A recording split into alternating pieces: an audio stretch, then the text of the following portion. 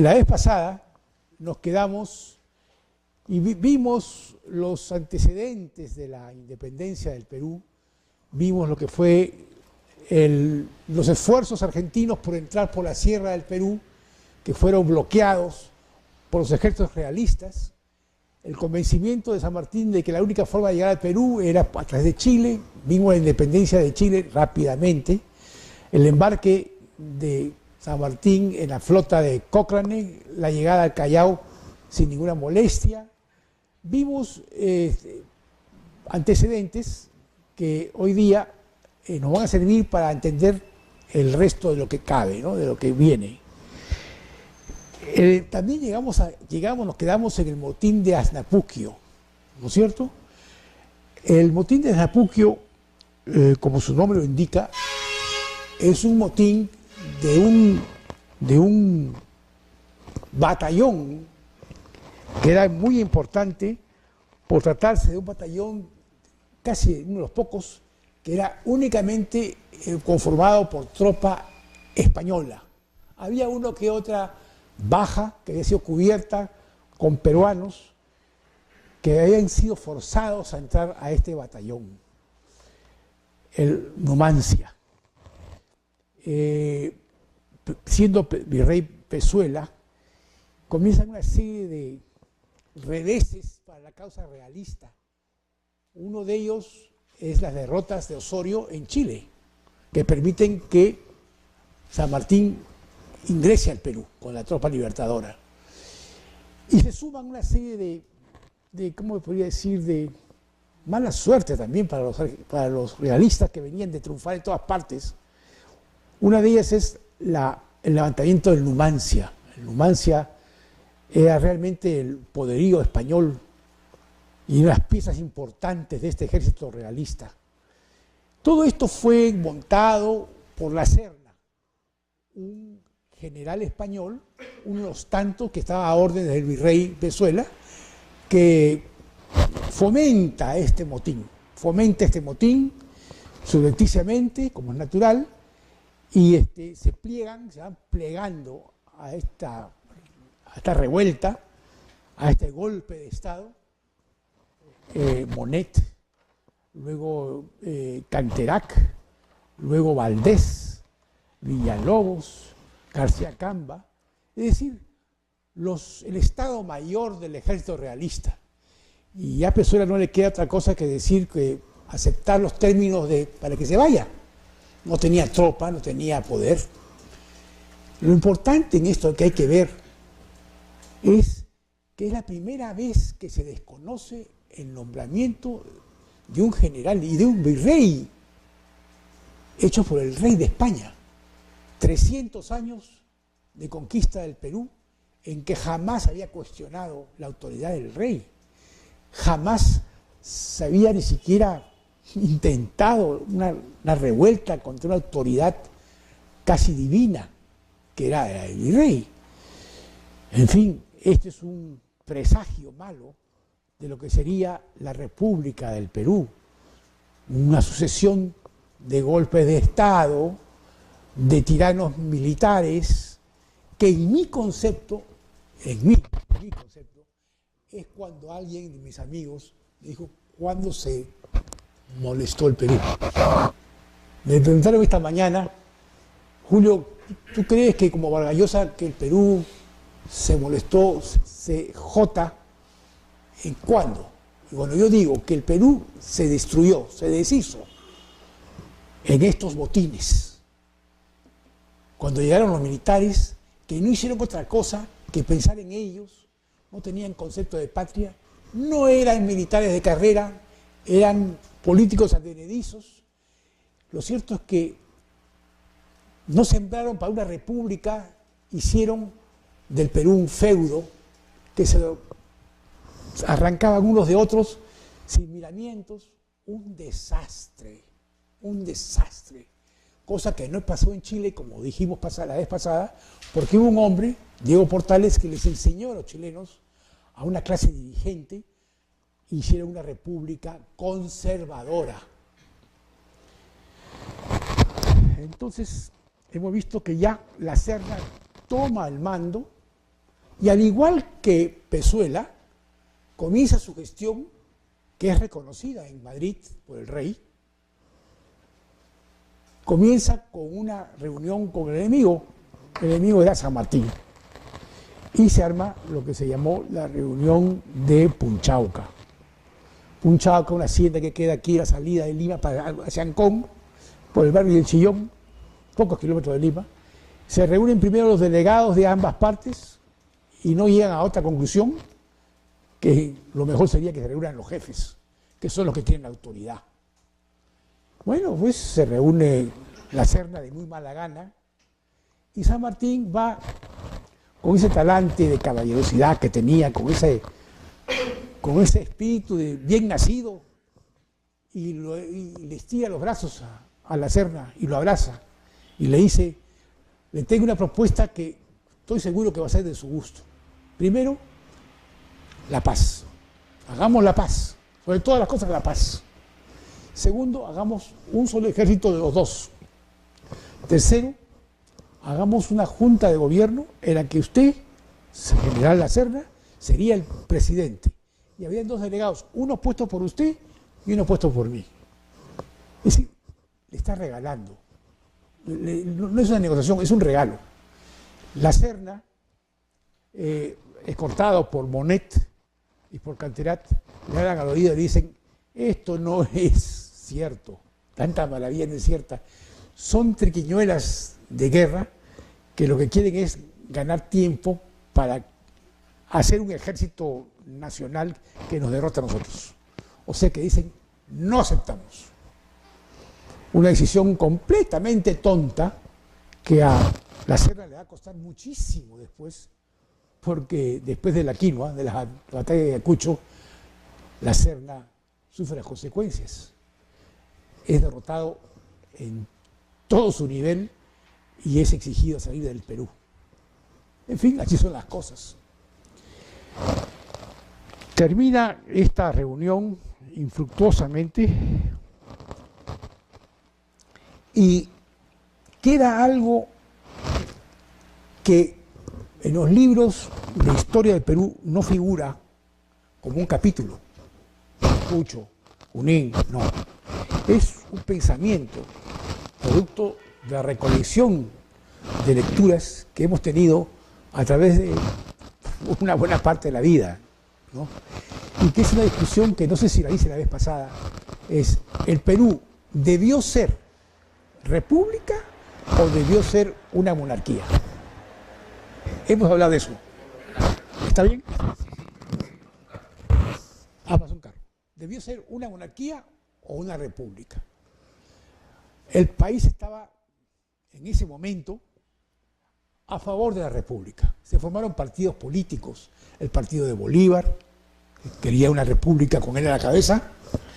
El partido de San Martín, que quería una república constitucional, con o sin Bolívar.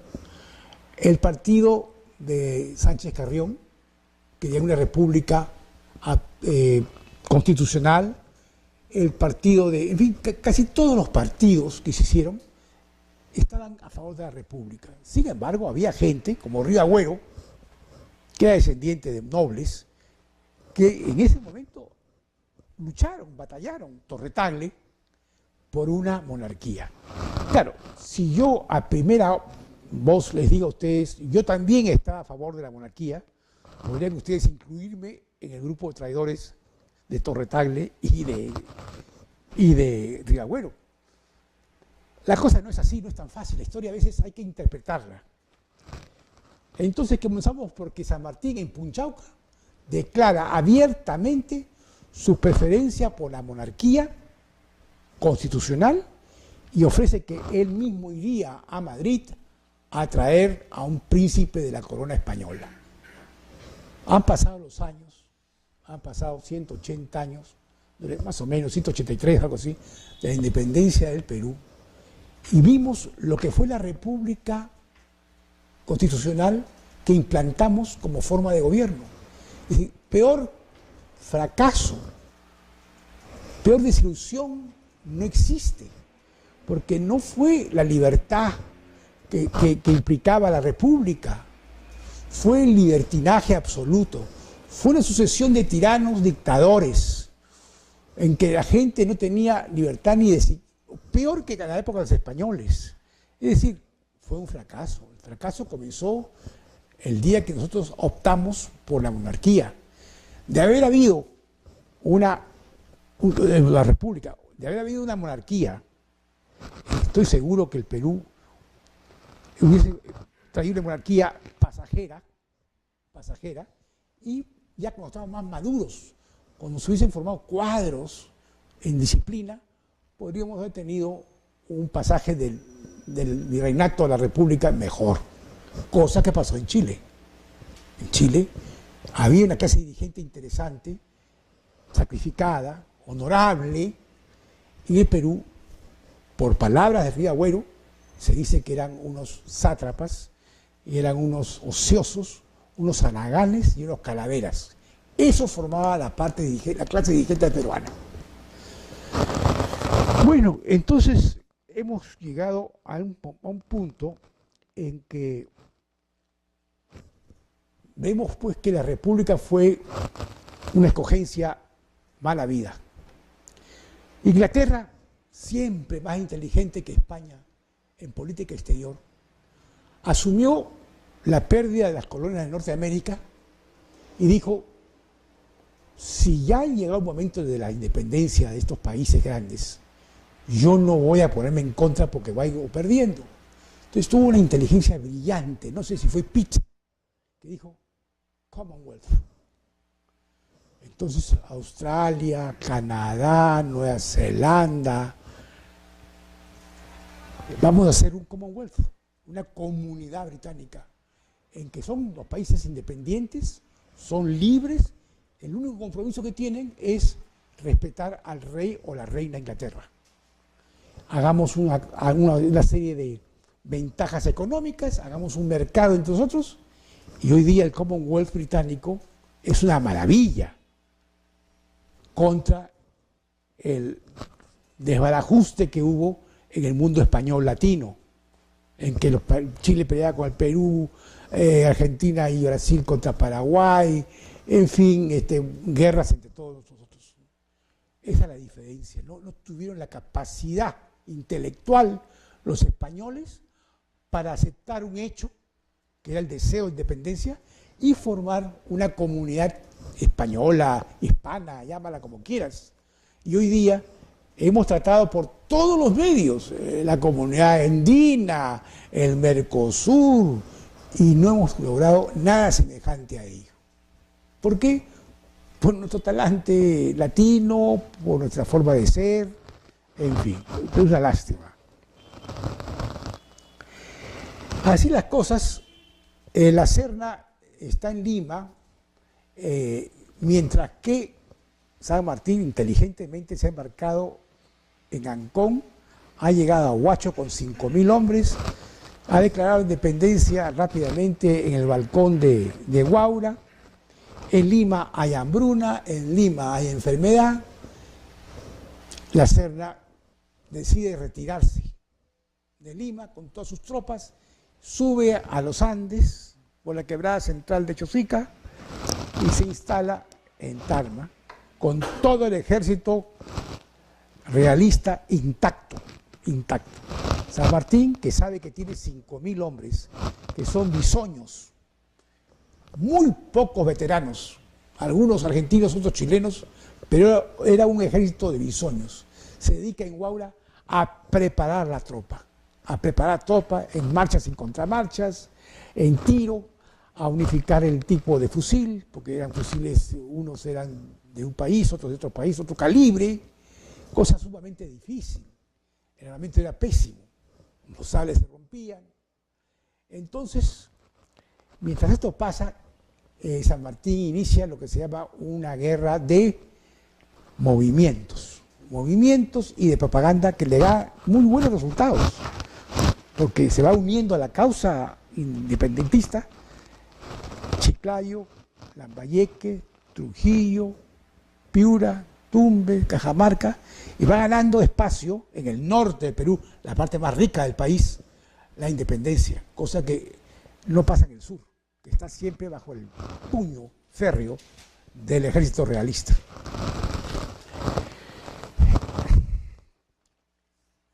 Cuando la Serna se retira, digamos, empujado por el hambre y la peste en Lima, San Martín entra a Lima. Yo he querido contar a veces que San Martín y la Serna y los españoles entran y salen de Lima y es imposible.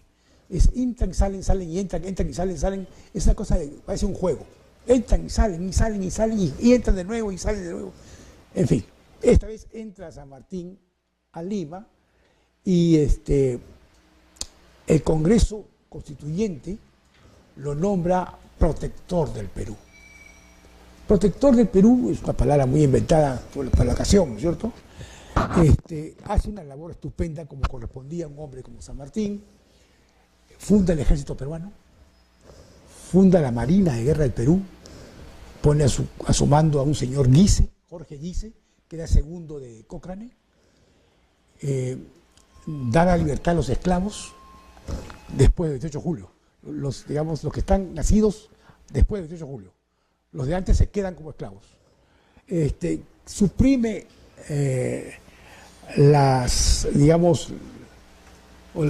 suprime la ayuda gratuita de los indios a los españoles. Las servidumbres, que eran el colmo, los ponían a trabajar sin pagarles nada. Las servidumbres las suprime. Publica una libertad de prensa que dice que cualquier persona y de imprenta puede imprimir y decir lo que le da la gana. En fin, y lo más importante, el protector del Perú, a pesar de tener tan pocas tropas, 5.000 hombres, acude al pedido de Bolívar y manda 1.600 de los mejores hombres del ejército peruano a luchar en Ecuador contra los españoles y ganan la batalla de Pichincha. La batalla de Pichincha se gana con sangre peruana, 1.600 hombres, que buena falta le hacían al señor San Martín. Entonces, esto es lo que hace el protector. Una vez que ha hecho esto, ellos deciden que ha llegado un momento de convencerse de que solo San Martín no va a poder liberar América y menos el Perú. ¿Por qué? Porque tenían muy pocas tropas. Chile y Argentina, que habían ofrecido ejércitos, no cumplen porque tienen sus problemas también ellos. Entonces, estamos hablando de 3.000 escasos hombres que tenía San Martín. Con eso tú no podías enfrentarte al magnífico ejército realista conformado por una oficialidad que habían peleado contra Napoleón, en Bailén, que eran unos maestros de la estrategia, que habían derrotado a todos los ejércitos venezolanos en un momento dado, a los colombianos, a los chilenos, a los argentinos. Era imposible pelear contra este ejército tan afiatado, sobre todo afiatado. Entonces él recurre a Bolívar y le dice a Bolívar en cartas, varias cartas, que por favor venga primero a saldar su deuda de los 1.600 hombres que había mandado él, cuando se los pidió Bolívar. Pero después le dice, no, requiero más, requiero todo el esfuerzo de ustedes del norte, porque es la única forma de liberar el Perú, y con el Perú a América. Pero Bolívar, que es un político de primera calidad, se hace de rogar. Sí, que no puedo ir ahora, que el Congreso no me ha dado el permiso. A Bolívar el Congreso, cuando Bolívar se abstuvo de hacer algo por un Congreso colombiano. Bolívar era un emperador, Bolívar era un César, un zar. Lo que quería era que en el Perú las cosas se acomodaran a como él quería, para llegar en olor de santidad y de gloria. Y dicho y hecho, pasaron los meses y desesperado San Martín dice, creo que ha llegado un momento de que yo vaya a Guayaquil, tierra que ya se había declarado independiente y que, según algunos autores peruanos, Bolívar nos arrebató. Bueno, ese arrebato no fue tan cierto. Políticamente, legalmente, Guayaquil perteneció siempre a la, primero al Perú, porque no había otra cosa que el Perú, pero después fue por unas reales cédulas adscrito al virreinato de Nueva Granada. Luego cambió al Perú, luego nuevamente pasó a la Nueva Granada, y en el momento que estamos hablando, históricamente estamos hablando del 1823, ya era tierra, digamos, de la Gran Colombia. Lo que pasaba es que la gran mayoría del pueblo guayaquileño quería más estar con el Perú que con la Nueva Granada. Digamos, veían en el Perú algo resplandeciente, la fama del imperio incaico, la fama del virreinato del Perú. Ellos pensaban, estaban más cerca del pensamiento peruano que del colombiano. Hasta hoy día, el guayaquileño, que es costeño, tiene un mal rapport, un mal, digamos, pasar con el quiteño. No se llevan bien. Y muchos guayaquileños, como Olmedo, por ejemplo, que era uno de los hombres principales de Guayaquil, que fue diputado en el Congreso, hablaban abiertamente a favor de que Guayaquil fuera parte del Perú. Cosa que no hubiese sido posible, porque si tú le quitas a Ecuador Guayaquil, no puede ser, no se puede formar un país, porque Guayaquil tiene toda la costa, la desembocadura de Guayas. No era posible, no era posible. Bueno, así las cosas. San Martín toma una goleta, la Macedonia, y se va desde el Callao a Guayaquil. Le toma una semana el viaje. Fondea en la rada de Guayaquil, y Bolívar, que siempre estaba enterado de todo, le manda una carta a bordo en que le dice: por fin podré abrazarlo en tierra colombiana, gran colombiana. Se ha descubierto, después de las investigaciones, de que San Martín le dice a su secretario, le dice: nos ganaron de mano. Eso sí, auténtico, nos ganaron de mano. Ya está el hecho consumado. Es que San Martín no le llegaba al tobillo a Bolívar en cuestiones políticas.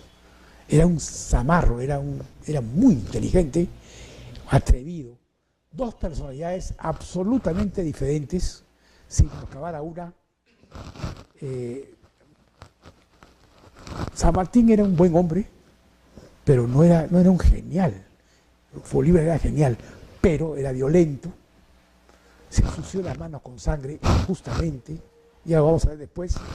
En fin, llega este señor, desembarca en medio de los vitores de toda la ciudad de Guayaquil, la gente en las calles le tira en serpentina, y esa noche Bolívar lo invita a un palacio que tenía ahí, Carondelet, creo, la casa de Carondelet, y lo invita a un banquete con un baile seguido.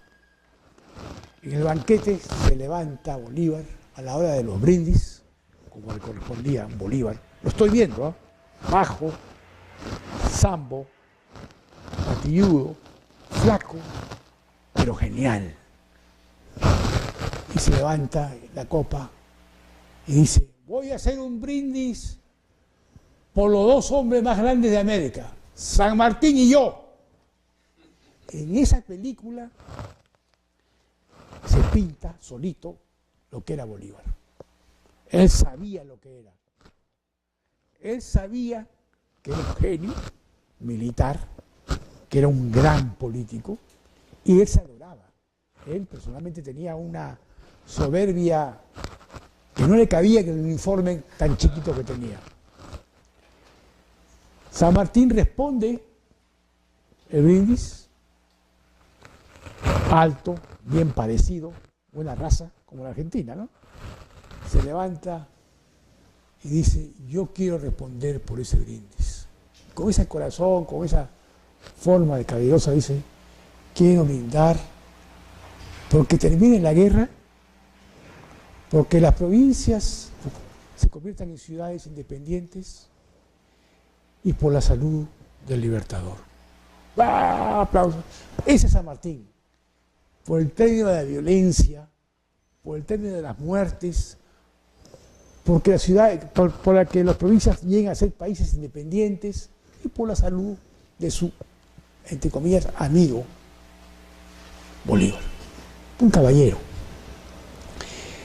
Continúa el baile después de la cena y en un momento dado San Martín se va a donde estaba en una especie de trono sentado Bolívar, se despide de él y se escapa por atrás y se va a la Macedonia que lo estaba esperando con rumbo al Perú. Con rumbo al Perú. Sobre San Martín y Bolívar se ha hablado, pues, se han escrito libros y todavía hay una contienda sin cuartel entre los argentinos y los venezolanos y colombianos. Porque los colombianos se atribuyen todo de Bolívar. Ellos son más bolivarianos que los venezolanos. Hay un lío tremendo por Bolívar entre Venezuela y Colombia. Y bueno, alguien decía que en ese momento, si los argentinos escuchaban algo bueno de Bolívar, lo interpretaban como una crítica a San Martín. Y si los venezolanos escuchaban algo bueno de San Martín, lo consideraban una crítica a Bolívar. A ese punto llegó la rivalidad. Las reuniones de Guayaquil fueron dos. Una duró 1h30 y la otra duró 2 horas y media. No hubo nadie. Hasta hoy día tú puedes comprar 30 libros en cualquier universidad sobre las conversaciones de San Martín y Bolívar. Nadie lo sabe. Nadie lo sabe. Pero el hecho de que San Martín tomara un barco la noche siguiente y se embarcara con rumbo al sur, al Callao, ya te dice a ti que, digamos, él reconoció la superioridad mental, política y militar de Bolívar, reconoció sus limitaciones y que la causa de él estaba perdida. Y le deja el campo a Bolívar, repitiéndole que lo necesita urgentemente en Lima. ¿Qué es lo que quería Bolívar? Ser llamado por el Libertador San Martín para que culmine la obra que él no pudo culminar, porque no pudo culminarla. Si no viene Bolívar, el Perú no se independizaba. Se va de noche, llega a Lima, se queda unos días y es invitado por el Congreso Plenipotenciario del Perú. Este congreso, que en realidad duró meses, estuvo hecho por diputados de las diferentes provincias o departamentos independientes del norte del Perú, Trujillo, Lambayeque, Chiclayo, Piura, pero había muchas provincias que estaban ocupadas por el ejército colombiano realista. Entonces, ahí los vecinos afincados en Lima de cada provincia votaban por un notable en Lima. O sea que fue una cosa así más o menos armada, ¿no? Es un congreso que no tiene mucho carácter. Las figuras principales hemos visto que eran Sánchez. El primero era Luna Pizarro, que domina el escenario con su inteligencia. Él era nada menos que el rector del Convictorio San Carlos. Digamos, deja que la espada se guarde en el closet y sale la toga a relucir en una Lima que solamente hablaba de militares. Luna Pizarro adorna con su labia y con su prosa este muy humilde congreso. También está ahí el solitario Sayán, Sánchez Carrión, que hace de secretario de él y, digamos, lo apoya en todas sus iniciativas. Iniciativas que no fueron del todo buenas, porque ante la ausencia de un líder, ya que San Martín, una vez que fue, digamos, entronizado como protector, a los pocos días de hacer todas estas cosas que he dicho, toma un barco y se va a Valparaíso, se va, se quita la banda roja y blanca, la entrega y se va. Y deja el Perú en absoluta, digamos, revuelta, porque faltaba un hombre poderoso, un hombre con carácter, un hombre con genialidad. Él ve que no es, después de la derrota, entre comillas, de Guayaquil, se toma una goleta y se va a Valparaíso. Queda el Congreso con un país acéfalo, tan es así que el Congreso se tiene que arrogar el papel de ejecutivo. Y entonces este Congreso, que es un cuerpo colegiado, gobierna el Perú. Ustedes comprenderán lo que habrá sido eso. Es decir, Luna Pizarro, Sánchez Carrión y unos cuantos más daban una instrucción y atrás se le leían otros señores y decían de ninguna manera es una estupidez, ¿no? Un lío, un talladín chino, como dicen ahora. Entonces, el gobierno dice, bueno, ¿y esto qué cosa es? Nombran a Ridahuero presidente del Perú.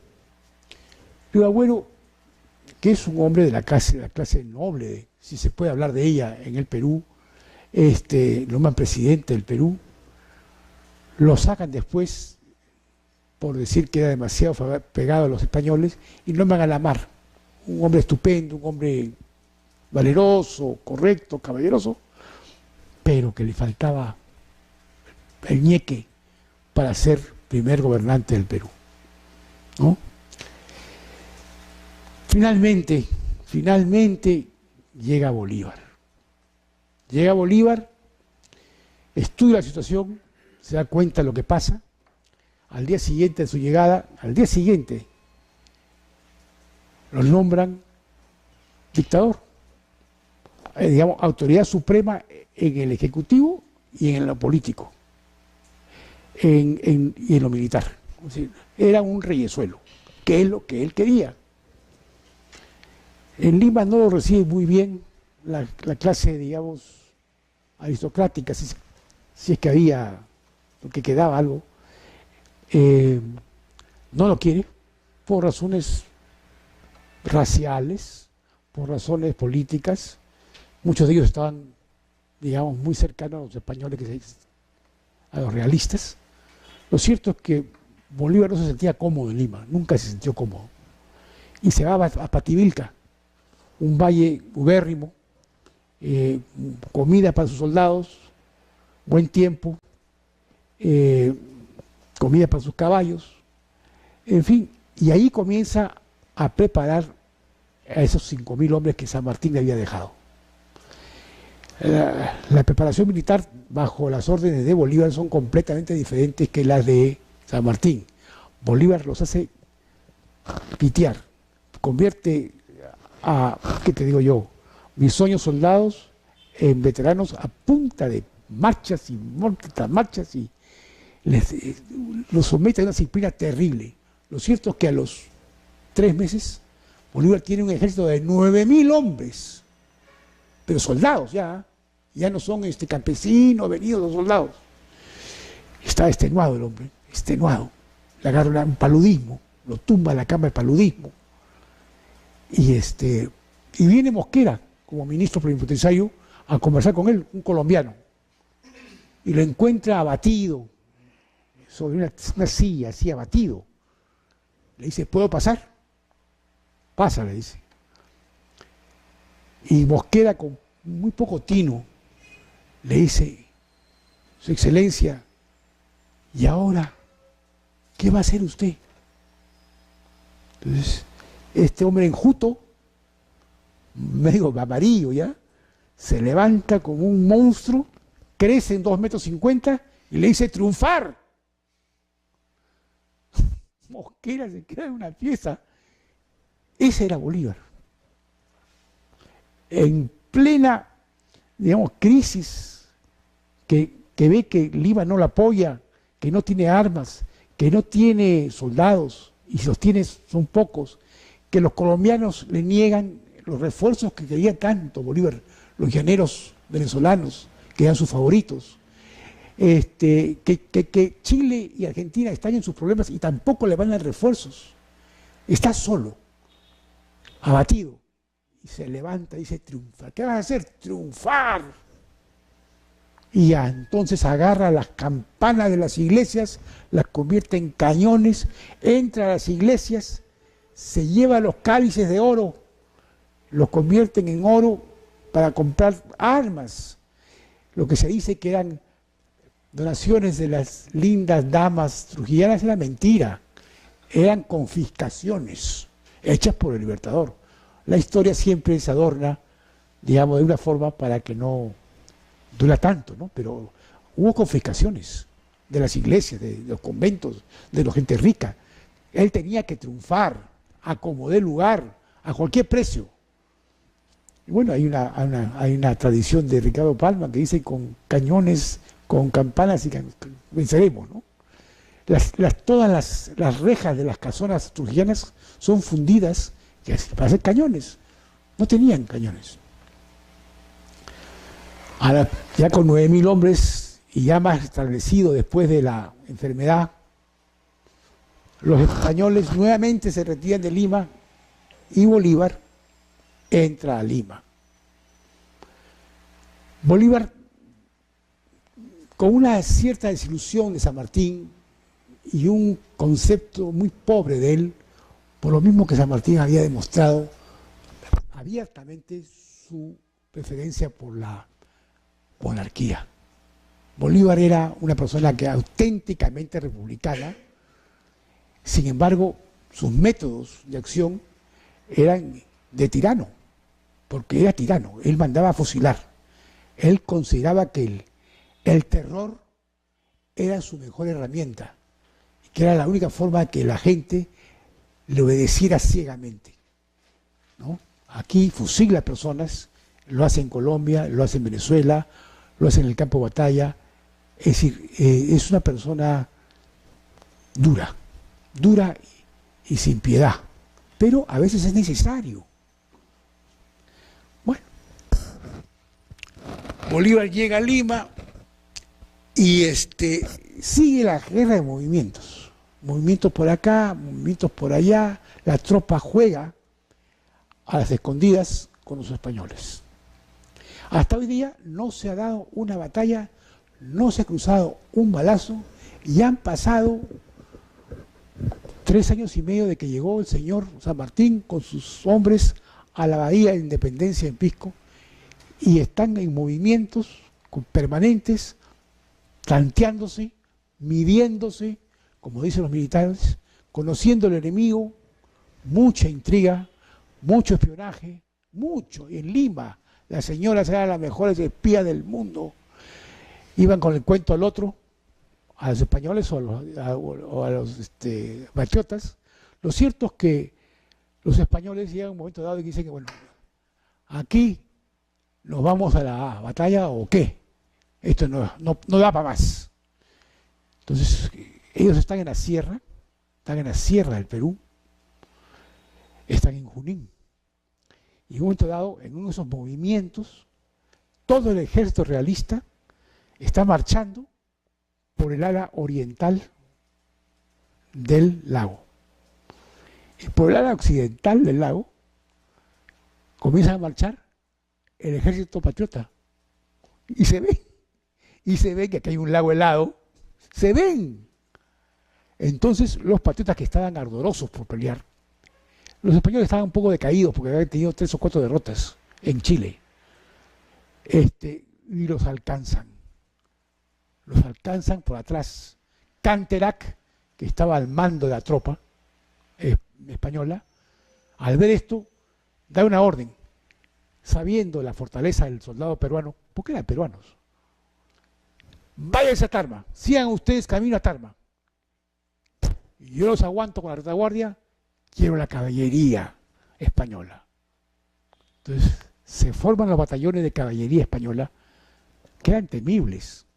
Había matado a sablazos a medio Perú, contra una caballería peruana que no tenía abolengo, que no tenía experiencia, una que otra sí.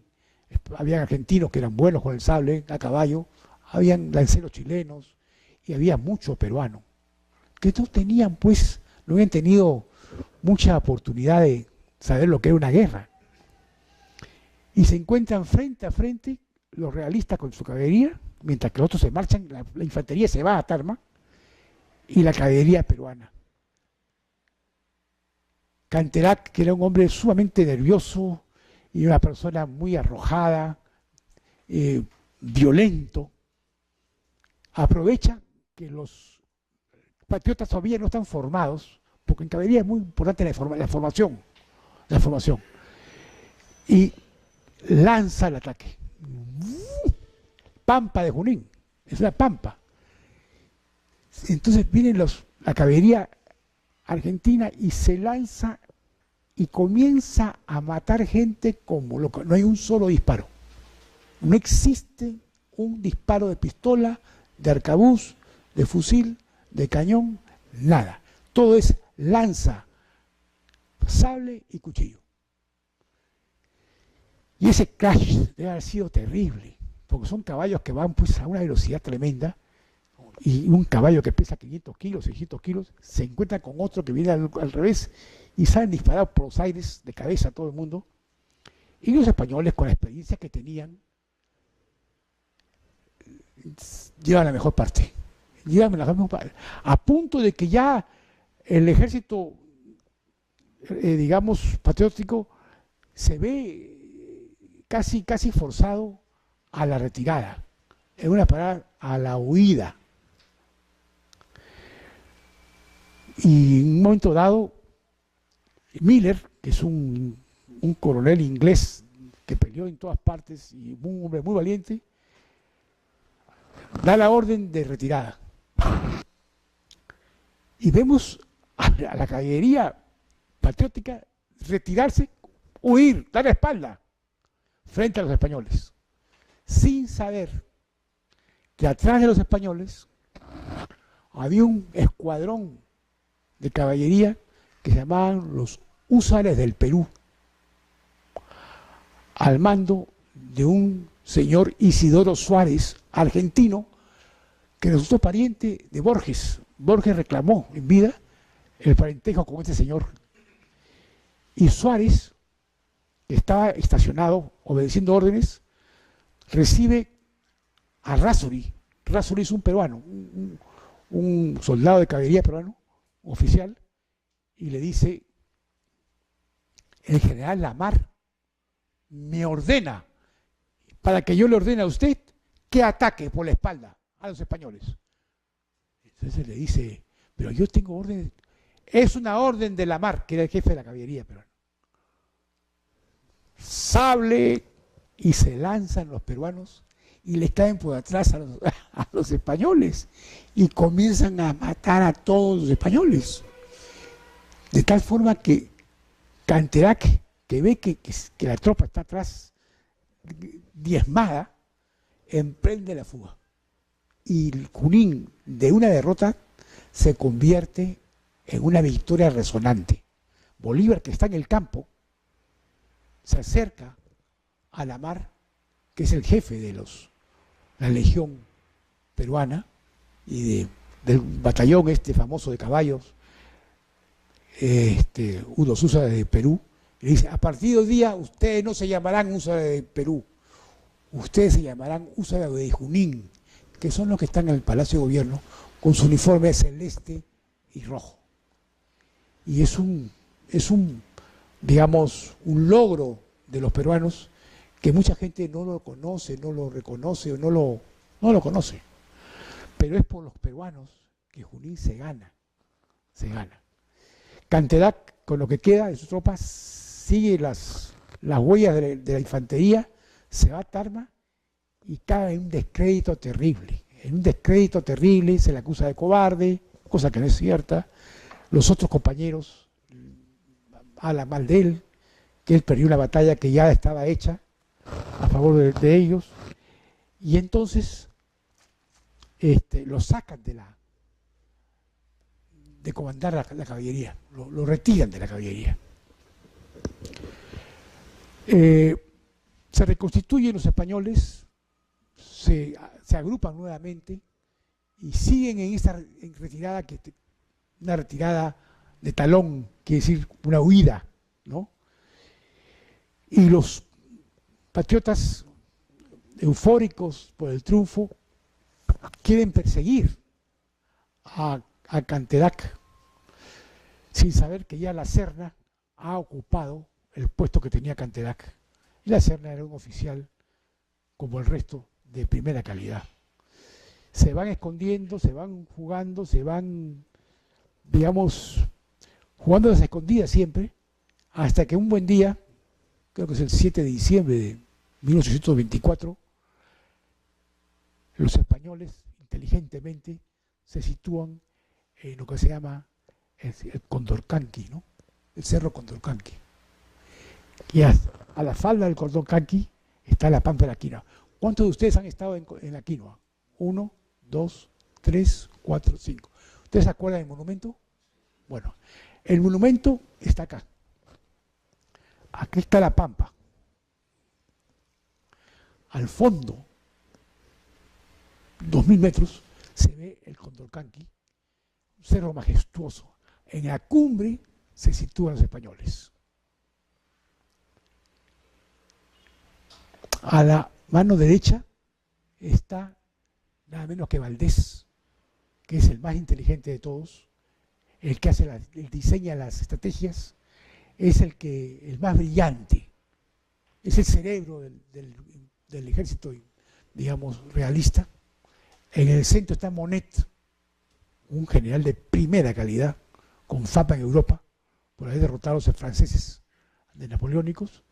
Al costado izquierdo está Villalobos, con la caballería, y atrás 14 cañones de larga distancia, aguantando a 14.000 peruanos y algunos escuadrones españoles, como el Gerona. El Gerona era un batallón español muy bueno, muy aguerrido.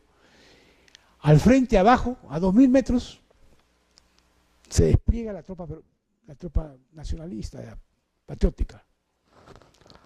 A la izquierda está la mar con la Legión Peruana, que estos días sus uniformes están también desfilan en el 28 de julio.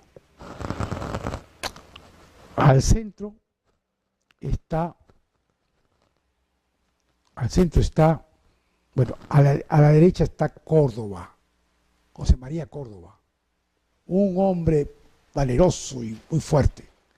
Aquí está Sucre, en el medio está Sucre, porque Bolívar tiene tanta confianza en Sucre que él se retira a Lima. Bolívar no está en Ayacucho, no ve la batalla, él se va a Lima, urgido por sus deberes, y deja la entera confianza a Córdoba.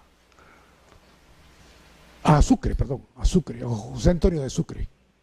Así las cosas, como ustedes han estado en la Pampa, ustedes ven la Pampa, sin embargo ustedes no han visto, no se han percatado de que saliendo del monumento y avanzando hacia el Condorcanqui, hay una hondonada que yo no la podría llamar acequia, pero es una falla del terreno en que el que está allá no ve lo que están acá, por el desnivel que hay. Hay un desnivel. Valdés, que está ardiendo en deseo de lanzarse, baja el sable y se lanza de la altura con 4.000 hombres, con la idea de caerle frente a la Legión Peruana, que es la más debilucha, por razones obvias. Y el que está Lamar, un buen hombre, pero un buen soldado también, pero no era pues un Sucre. Se lanza Valdés y le llega a los peruanos y hay una masacre total. La idea era derrotar a los peruanos en el ala izquierda de esta formación, dar la vuelta, como se llama, en horqueta, ¿no? Y en un movimiento de pinzas, Monet iba a venir por el medio, cerrar acá y embolsar a todos los regimientos de Lamar y de Sucre. Pero Valdés no contó con la valentía de la mar, y la mar y los peruanos no cedieron territorio. Y investían de nuevo y no cedían. La avioneta estaba mojada en aceite de oliva para que fuera más fácil que entrara por las costillas, y vaya que lo usaron, porque fue una masacre total de españoles. Y el cholo peruano a pie firme aguantó, y aguantó hasta un momento dado en que ya se veía que no podía más. Sucre se dio cuenta y le manda 2 divisiones. Esas 2 divisiones le dan un aire, un respiro, y a Valdés lo aguantan. Mientras eso pasa, Sucre le hace una seña y Córdoba se lanza por la derecha de ellos y le cae a Villalobos y lo arrolla. Lo arrolla. No esperaban eso. Córdoba es herido 7 veces, pierde 2 caballos. Era un monstruo, era un tigre suelto. Y entonces los españoles no esperaban esa reacción de estas tropas bisoñas. Y ya Sucre avanza con todo el resto de la tropa y los españoles se echan a correr. La mar los alcanza, habla con los generales españoles y le dice: señores, les voy a dar a ustedes los términos de paz que no pueden rehusar porque son muy benignos. Y ellos se rinden. Monet, Valdés, La Serna, que estaba herido y había sido preso, tomado preso, Villalobos, es decir, todo el Estado Mayor realista cae, y con eso se libera el Perú y se libera América. América entera es independencia. Hay un autor que se llama Salvador de Maradiaga. ¿Ustedes han escuchado hablar de él? ¿No es cierto que es un gran intelectual español? Es quizás uno de los hombres más respetados del siglo, y es un hombre que tiene libros majestuosos. Él tiene una teoría que yo no la comparto. Humildemente no me atrevo a decírselo a Maradiaga, que es un genio. Él dice que la batalla de Ayacucho fue una pantomima. No sé si tú lo has escuchado eso. ¿Tú has escuchado eso? Dice que no fue batalla, que fue un acuerdo para hacer una payasada, en que, y la prueba de ello es que antes de la batalla, y eso es cierto, los parientes de un lado y otro se juntan, padres con hijos, tíos con sobrinos, hermanos con hermanos, socios, se juntan, se abrazan, se despiden, y en ese momento la mar con Monet tienen una conversación antes de la batalla, frente a frente, y hablan algo así como un cuarto de hora. Se retiran cada uno a sus diferentes escuadrones y comienza la batalla. Entonces él dice que fue una pantomima, que fue arreglado, que para darle la victoria a los patriotas, porque los españoles estaban muy cansados, estaban agotados, estaban solos, España no podía mandarles nada, ni hombres ni dinero, porque España era un berenjenal, con Napoleón, con Francisco VII, estaban muertos de hambre, estaban destrozados después de una guerra larguísima con Napoleón. Entonces, que era un acuerdo. Yo personalmente no lo creo, porque un acuerdo no se mueren. 1.700 españoles murieron, 300 peruanos murieron, tomaron algo así como 4.000 presos, 14 cañones españoles digamos, de botín de guerra. Yo no creo en la teoría y muchos autores peruanos tampoco la creen. Lo cierto es que estos señores, hay un cuadro precioso que no sé si lo han visto, que es la rendición de Ayacucho. A partir de ese día se llaman los Ayacuchos. Los Ayacuchos hasta hoy día en Madrid, los descendientes de ellos tienen un grupo, digamos, se reúnen cada cierto tiempo y son descendientes pues de La Serna, de Monet, de todos ellos, a lamentar sus pérdidas, ¿no? No sé qué otras cosas hablarán, pero sí sé que los ayacuchos existen y que se reúnen en Madrid. Bueno, con esta victoria el Perú es independizado y América entera lo festeja. Fue una batalla sangrienta, cruel, 1.600 hombres muertos no es cosa de broma, sobre todo en esa época, ¿no? En cambio, 300 peruanos es poco la cantidad. Y así concluye esta parte de la historia tan gloriosa en que el Perú, que fue acusado de cobarde y de no fajarse como otros países de América Latina, demuestra el valor, la hombría, la entereza del cholo soldado. Yo quisiera, si es posible, quedarme aquí. Es una hora que hemos hablado. Son las 7, 5 para las 7, pero naturalmente estoy pronto a cualquier pregunta de ustedes. Cualquier tipo digamos, de inquietud al respecto, o cualquier otro tipo de preguntas, encantado de resolverla. ¿O quieren ustedes que yo entre o que ahonde en algún tema específico?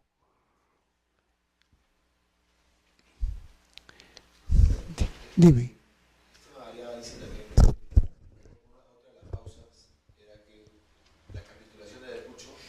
Favorable para los españoles. Sí. Yo quería saber si es verdad. Realmente fue tan favorable que el pasaje España lo pagaba el Perú. Es verdad. Lo primero, en un código militar, cuando el vencedor le quiere dar un tratamiento especial al vencido, le dice, usted se retira con sus armas. Entonces, porque lo peor para un soldado es entregar su sable. La entrega del sable es lo más indignante, lo más bajo. Y los patriotas no le exigen eso a ninguno de los soldados, de los generales españoles. Lo hacen irse con sus armas, como se fue Rodil, que todavía estaba en la fortaleza de Callao. Rodil se fue con sus armas y con tambor batiente y con la bandera española realista flameando. Eso ya es el colmo, eso ya es honor y gloria al valiente. Rodil era valiente y se quedó 2 años después. 2 años después que los ayacuchos se habían ido, él seguía como buen español tosudo, porfiado, macho. Se quedó 2 años encerrado en su fortaleza con peste, con bubónica, muerto de hambre. Se le morían la gente, los soldados se murió Torretagle ahí, contagiado de la enfermedad. Y hasta que Bolívar decidió darle la libertad y dejarlo pasar con tambor batiente, prum, prum, al barco, acompañado por tropas peruanas, nacionalistas, se embarcó, no vio su bandera ser arriada y con sus armas. Llegó a España y le hicieron un homenaje, le dieron un título de nobleza. Le dieron un título de nobleza a Rodil, no me acuerdo cuál es. Pero en el caso de los ayacuchos, los términos de la victoria, de la derrota, fueron muy suaves, fueron muy dignos de esa gente que era gente de primera calidad, ¿no? Fueron muy. Esa es otra de las razones que dice Maradiaga, ¿no? Le dieron términos demasiado suaves. Bueno, se llevaron sus armas pequeñas. Habiendo tropas peruanas en el lado realista, ¿no fue difícil en los siguientes años, digamos, unificar? Sí. O sea, hay peruanos, digamos, cuando hablamos de claro. peruanos se dieran lo mismo. Claro. Imagínate tú, te voy a contestar pero después. En el año 1990 cae el muro de Berlín, ¿no es cierto que sí? 99. Cae el muro de Berlín. Y yo esa pregunta se la he hecho con alemán occidental. Oye, ¿qué hicieron ustedes con todo el ejército comunista que estaba en Alemania y en el 99 se tumbaron al muro y pasaron a hacer una sola cosa? Eso sí que fue difícil. En el caso del Perú no, porque eran peruanos que abrazaban la causa realista, muchos, a la fuerza. Eran, digamos, levados a la fuerza. En el Perú, la leva ha existido hasta después de la guerra con Chile. Decían que en el Perú, en el año 1950, hasta el 50, agarraban a los serranos con lazo y lo llevaban como bestias al cuartel, donde nos trataban pésimo, pésimo. Entonces, para responderte directamente, la tropa, el 99, 98, 97% de la tropa realista, la tropa, no la oficialidad, era peruana. Muchos de ellos a la fuerza, muchos voluntariamente, pocos voluntariamente. Y cuando se vieron derrotados, no fue difícil para ellos abrazar la causa de independencia. No fue. Mira, la mitad de los héroes peruanos de la República, los generales de nuestro ejército, habían servido bajo la bandera realista. Santa Cruz, Castilla, La Mar, todos, no hay uno que no estuvo en las tropas realistas. Dime. Una pregunta un poco larga, pero la iglesia en ese tiempo. La iglesia. Digamos, la relación de la iglesia con este nuevo tiempo. ¿Cómo queda el clero español, el clero local? La iglesia está absoluta y totalmente a favor del gobierno de turno, que era el realista, los realistas. Venían desde España, en que iglesia y Estado eran casi la misma cosa, y en Perú, al igual que en España, la iglesia estaba con el virrey. Era un elemento importantísimo del gobierno español para, digamos, mantener la paz en la provincia, en el virreinato. Ahora, la iglesia tuvo destellos luminosos a montones. Tuvo un cura Las Casas, que era un elemento pues importantísimo, que gracias a él se salvó mucho indio. Tuvo una serie de curas que se pusieron a favor de los indios y digamos, aguantaron la salvajería y la violencia española.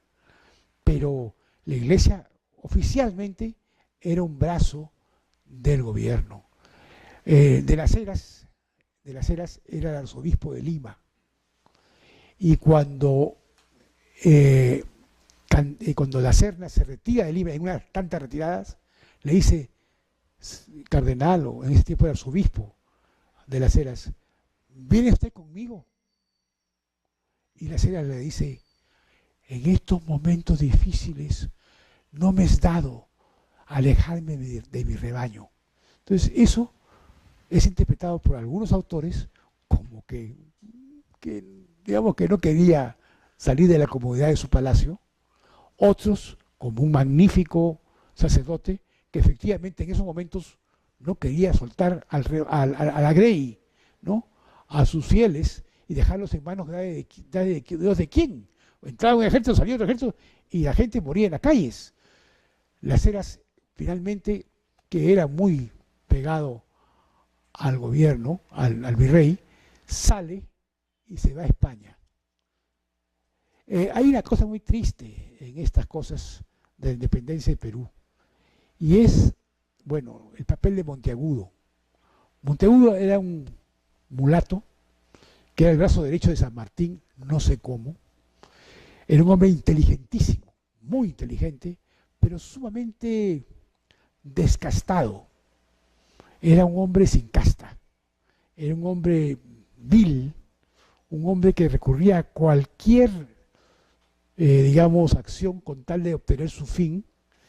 Era un hombre que era monárquico y a la vez era un jacobino. Era un hombre sin palabra. Bueno, tengas así que lo asesinan a puñaladas. Alguien dice que fue Bolívar, otro dice que fueron los peruanos, otros dicen que fue un problema de faldas.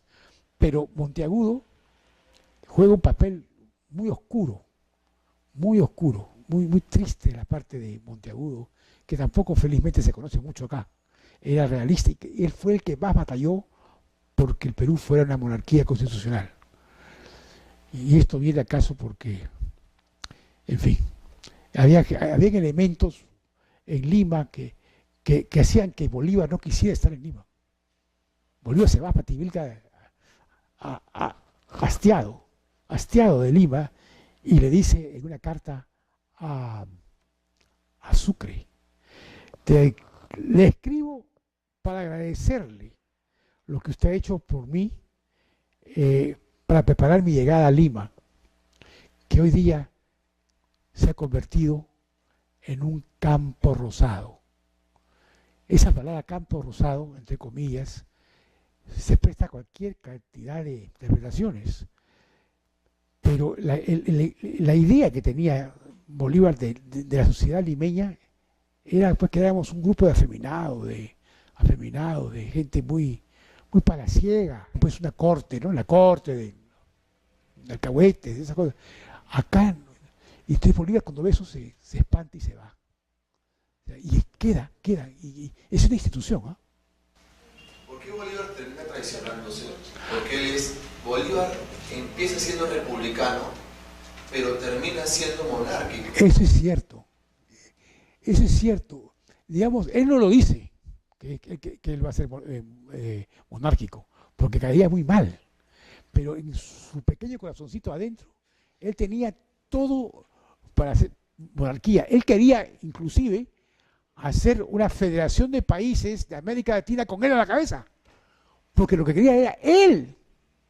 Y él acusa a San Martín de querer hacer lo mismo. Él acusa a San Martín de querer hacer una monarquía y que él, San Martín, se iba a quedar como rey del Perú. Y eso no es cierto. San Martín era un hombre desprendido. San Martín era un hombre noble. Era noble de sentimientos nobles. Era de alma limpia. Cuando están en Guayaquil, en esa comida famosa, Bolívar le dice, quiero hacerte este presente, este regalo al más grande soldado de América después de yo. Y le entrega un cuadro. ¿De quién? De Bolívar, de él. ¿No? Y entonces Bolívar le regala un par de pistolas, una carabina y su caballo de paso peruano. Se lo entrega. Pero ahí vemos la diferencia, ¿no? Cuando él muere en Francia, no me acuerdo en este momento, Boulogne-sur-Mer, creo que es, yo he estado en la casa de él, de su muerte. Él mantiene en su escritorio el cuadro de Bolívar. Si él hubiese odiado a Bolívar, lo sacaba, lo botaba a la basura. Pero él lo tiene y le tenía admiración. Y hay un momento dado en Lima en que le dice, si usted viene con sus ejércitos del norte, yo pondré mi espada a sus órdenes. Como que dice, yo seré un soldado más de usted. ¿Tú crees que Bolívar le iba a decir eso a San Martín? Jamás, jamás.